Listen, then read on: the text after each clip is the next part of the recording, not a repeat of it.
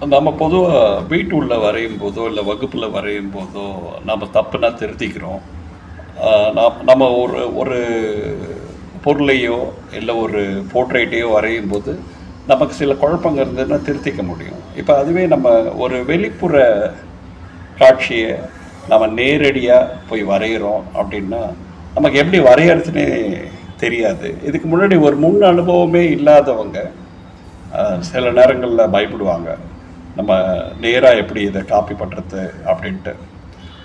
அவங்களுக்கெல்லாம் நான் ஒரு ஈஸியான ஒரு டிப்ஸ் சொல்லணும் அப்படின்னா, நீங்கள் போன உடனே நீங்கள் முதல்ல முடிவு பண்ணுங்க, நம்ம இதை சதுரமாக வரைய போகிறோமா, இல்லை செவ்வகமாக வரைய போகிறோமா, இல்லை நீள் செவ்வகமாக வரைய போகிறோமா, இல்லை வட்டமாக வரைய போகிறோமா அப்படின்றத முதல்ல முடிவு பண்ணிக்கோங்க. அப்படி நீங்கள் முடிவு பண்ணிட்டீங்கனாலே பாதி வேலை முடிஞ்சிடுது. அதுக்கப்புறம் உதாரணத்துக்கு நான் இங்கே ஒரு நீள் செவ்வகமாக நோட்டை வச்சுக்கிறேன். இங்கே எதிர்க்க ஒரு இயற்கை காட்சி இருக்குது.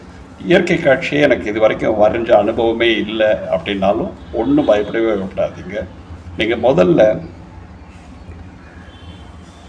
எப்படி ஒரு கோடு போட்டுக்கோங்க. இப்போ உதாரணத்துக்கு இது வானம்னு வச்சுப்போம், இது நிலம்னு வச்சுப்போம். இப்போது நீங்கள் ஒரு கோவிலையோ இல்லை ஒரு வீட்டையோ நீங்கள் வரைய போகிறீங்க எதிர்க்க பார்த்து, இல்லை ஏதாவது ஒரு இயற்கை சூழலில் மரம் கொடின்ட்டு வரைய போகிறீங்க அப்படின்னா கூட நீங்கள் பயப்படாமல், நீங்கள் கூச்சமே படாமல் முதல்ல எங்கெங்கே என்னென்ன பொருள் இருக்குது அப்படின்ட்டு எழுதிக்கோங்க. இப்போ உதாரணத்துக்கு நான் இங்கே ஒரு கோவில் இருக்குது, இங்கே ஒரு வீடு இருக்குது, இங்கே ஒரு மரம் இருக்குது, இங்கே ஒரு வானம் இருக்குது, இங்கே ஒரு தரை இருக்குது, இங்கே ஒரு புல் தரை இருக்குது, இங்கே ஒரு நீர்நிலை இருக்குது. இந்த மாதிரி நான் என்னன்னாலும் எழுதிக்கிறேன். அப்போது நான் இந்த மாதிரி எழுதும்போதே எனக்கு பாதி வரைஞ்சிட்ட அனுபவமும் இந்த பேஜை நான் நிரப்பிட்ட ஒரு திருப்தி எனக்கு கிடச்சிடுது. அப்புறமா நீங்கள் அங்கே இருக்க இடத்த நீங்கள் முதல்ல முடிவு பண்ணுங்கள், அது என்ன ஷேப்பில் இருக்குது அப்படின்ட்டு.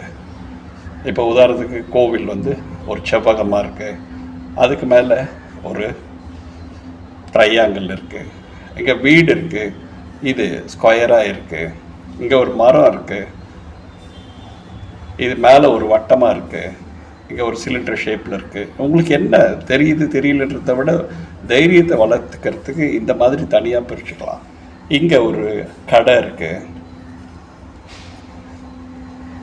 இங்கே ஒரு குளம் இருக்குது, இங்கே ஒரு மண் தரை இருக்குது, இங்கே ஒரு புல் தரை இருக்குது அப்படின்ட்டு நீங்கள்